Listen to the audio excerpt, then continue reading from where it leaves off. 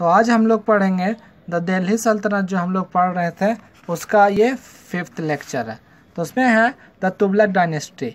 उसके बाद हम पहले आपको बता दें, जब अलाउद्दीन खिलजी का जब डेथ होता है उसके बाद कौन सा डायनेस्टी का शुरुआत होता है, द तुगलक डायनेस्टी, जो 1320 से 1414 तक चलता है। तो आइए पढ़ते हैं। After the death of Alauddin Khilji, the Khilji dynasty could not survive for a long. Ziauddin Tughlaq organized a revolt, ascended the throne by killing the last ruler of Khilji dynasty, Khusrau Malik, in 13020। उसके बाद क्या होता है सो देखते हैं। अलाउद्दीन खिलजी का जब मौत हो जाता है तो उसके जो आगे जो दिल्ली मतलब खिलजी सल्तनत को चलाने के लिए जो बादशाह आते हैं वो आते जियाउद्दीन तुगलक। लेकिन वो क्या करते, जियाउद्दीन तुगलक क्या करते हैं कि एक जंग छेड़ देते हैं और उस टाइम जो सत्ता पे बैठा हुआ रहता है खुसराव मलिक, उसका कत्ल करवा देते हैं। This dynasty rule for almost a century. और लेकिन जब टोटल डायनेस्टी था खिलजी डायनेस्टी, वो तकरीबन 1 सेंचुरी 1 सदी तक हुकूमत करता है। उसके बाद आते हैं उसका कार्यकाल देखेंगे, जियाउद्दीन तुगलक 1320 से 1325 तक, यानी तकरीबन ये 5 साल रहे। Ziauddin Tughlaq was the founder of the Tughlaq dynasty. He kept the rebel in the control and strength of the Sultanate. He repelled a Mongol invasion. He was succeeded by his elder son जुनून खान और मोहम्मद बिन तुगलक। अब जब सत्ता में जियाउद्दीन तुगलक आते हैं तो जियाउद्दीन तुगलक जो हैं तुगलक डायनेस्टी के फर्स्ट फाउंडर हैं। पहले क्या था, खिलजी डायनेस्टी, अब क्या हो गया तुगलक डायनेस्टी। कब हुआ, 1320 में।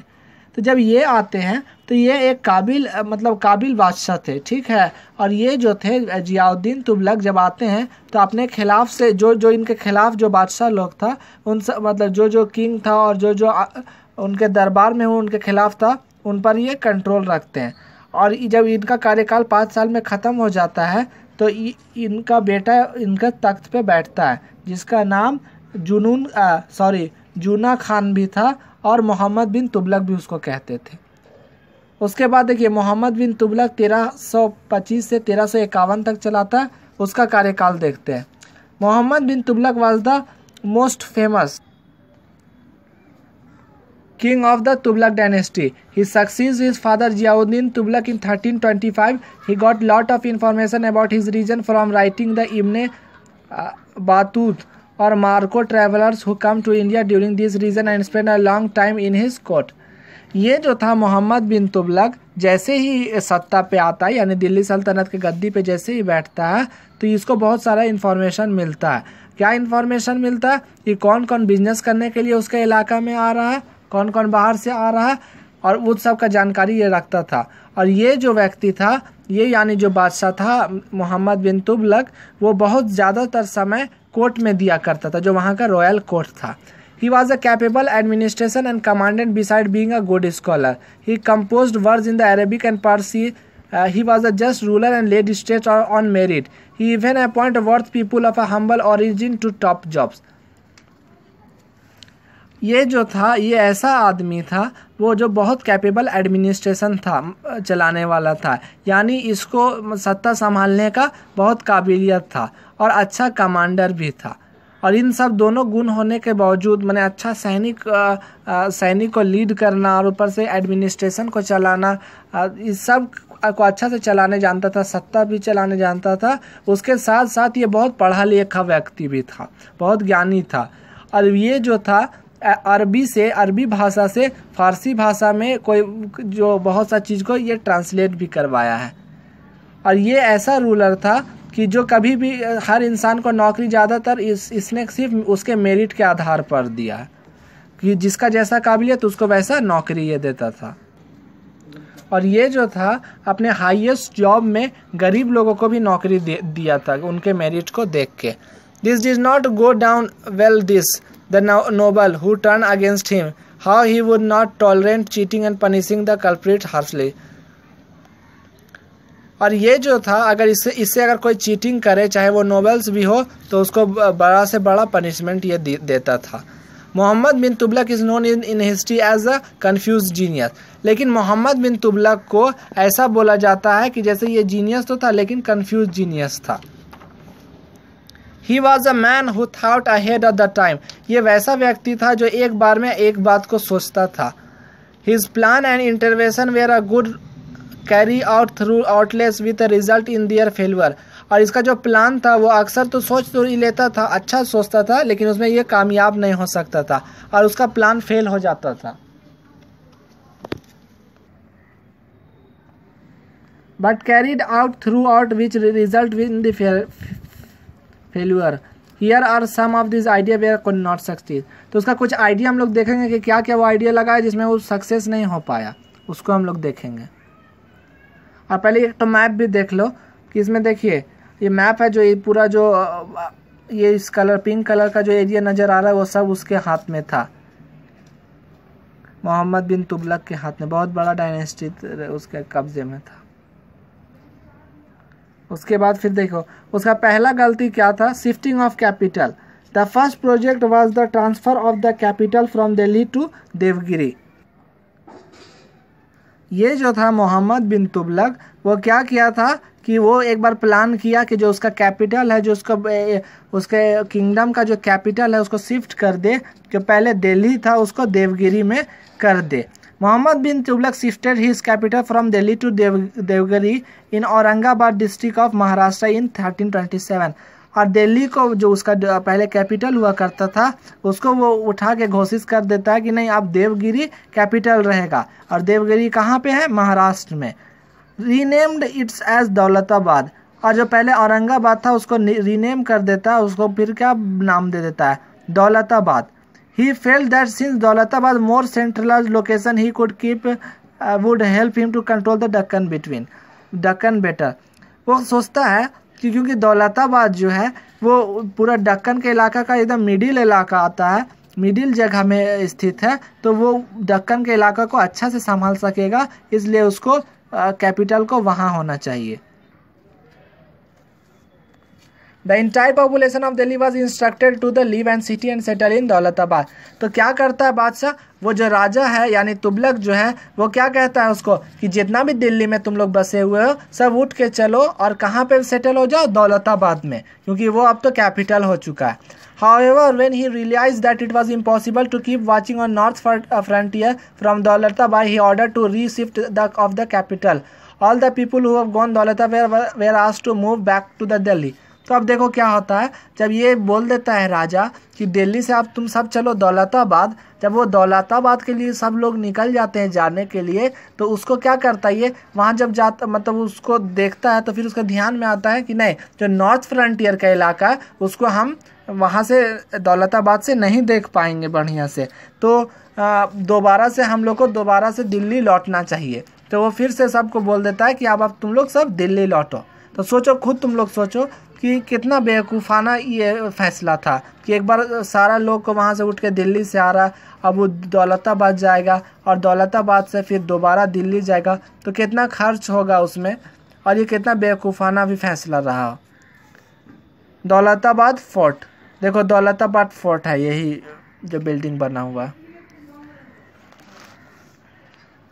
टैक्सेशन इन डाबो, उसके बाद ये एक टैक्स सिस्टम में क्या बदलाव किया सो देखना है। In order to get more money to meet expansion and losses, he increases the land revenue in the Dabo, but his timing was incorrect as Doab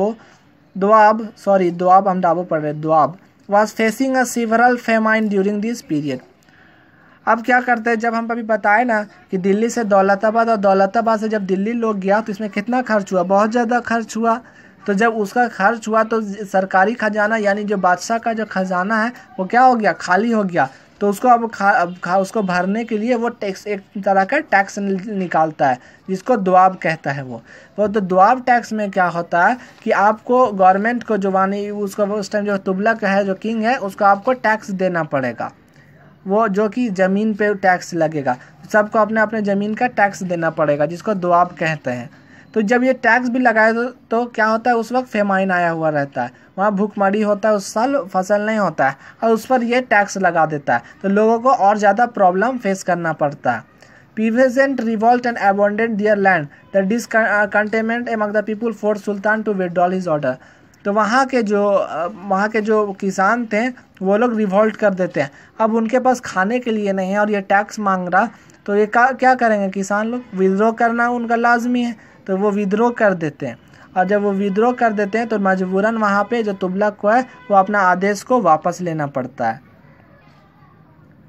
अब ये कौन कौन इलाका को जीतता है सो देखते हैं। इन 1337 से 1338 यानी ये 1 साल में मोहम्मद बिन तुगलक जो है वो अपना तिब्बत से लेकर सेंट्रल एशिया तक इलाका को जीतता है। और जब वो उस लड़ाई में जब जाता है, उस तरफ लड़ाई के वास्ते जाता है जब सेंट्रल एशिया में, तो इसका सेना को भारी नुकसान होता है, भयानक तरीके से इसका सेना को नुकसान पहुंचता है। He collect large army and spend a lot of money on weapons and other supplies. तो उसको क्या करना पड़ता है कि बहुत सा पैसा अपने सेना को लड़ाने के लिए, उसको हथियार देने में और उसका खर्च में बहुत सा पैसा इसका वेस्ट हो जाता है। However, the expansion was given up because of the difficulty of army would face an alliance land. The requirement of soldiers were disbanded. और जब वो क्योंकि यहाँ इसका जो सेना रहता है वो भारत का सरजमीन के तरह वहाँ पर ज़मीन नहीं रहता है, दूसरे तरीके का ज़मीन रहता है, तो वहाँ पर इसका सेना को लड़ने में बहुत परेशानी होता है, जिसके वजह से इसको हैवी कैजुअलिटी का सामना करना पड़ता है, यानी बहुत ज़्यादा नुकसान का सामना करना पड़ता है। फिर उसके बाद ये क्या करता है, जब इसका पूरा अर्थव्यवस्था ख़राब हो गया तो ये टोकन निकालता है। करेंसी जो है अब उसका सिक्का जो होता है टोकन में हो जाता है। In the year 1330 Mohammad bin Tughlaq introduce the token currency since there was the shortage of silver and coin during this period. The sultan decided to issue coin of brass and copper for a dirty transaction. The coin was the same value of those of pure silver and could be exchanged from the silver coin at the time for the royal treasure. अब इसके पास क्या होता है, क्योंकि ये लड़ाई में और उधर दौलताबाद से दिल्ली और दिल्ली से दौलताबाद, उसके बाद फेमाइन, ये 2-3 सबसे बड़ा परेशानी के वजह से इसको क्या चीज़ का सामना करना पड़ता है, भयंकर पैसा का दिक्कत का सामना करना पड़ता है। अब इसके खजाने में इतना भी सिल्वर नहीं और सोना रहता है कि जिससे वो अब अपना सिक्का को भी चला सके, तो वो क्या करता है, एक टोकन बनाता है। जो एक टोकन का वैल्यू जो रहता है वो बोलता है कि आके हमको जो देगा ना तो मेरा इलाका में यही चीज़ चलेगा, मतलब as uh currency.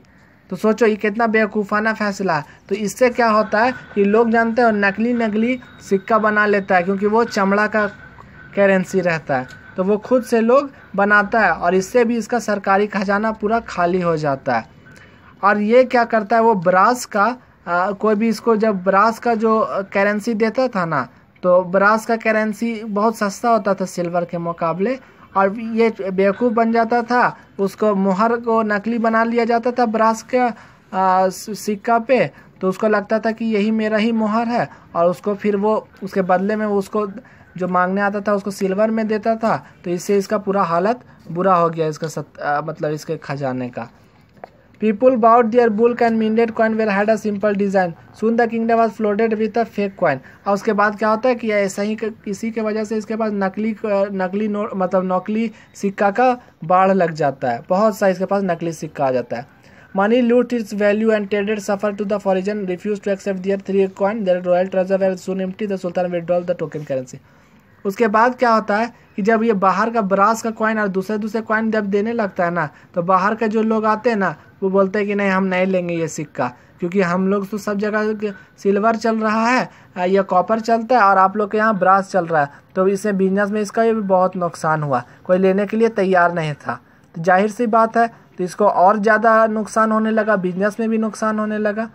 Due to this failure experiment he lost supposed his noble, the ulama of the people of his empire revolt broke out Bengal। और इसके सब यही सब बेवकूफ़ाना फैसला के वजह से वहाँ के जो उलमा थे यानी जो धर्म गुरु लोग थे वो लोग रिवॉल्ट कर देते हैं। अब बंगाल से, वारंगल से, गुजरात से और अदर प्लेस से इसके खिलाफ रिवॉल्ट हो जाता है। During this period 2 region kingdom Vijayanagar and Bahmani come up to the south India and Deccan respectively. और इसी वजह से ये 2 इलाका जो है किंगडम विजयनगर ब्राह्मीणी वो इसके हाथ से निकल जाता है। अब आगे हम लोग देखेंगे फिरोज शाह तुगलक का कार्यकाल जो 1351 से 1388 तक रहा।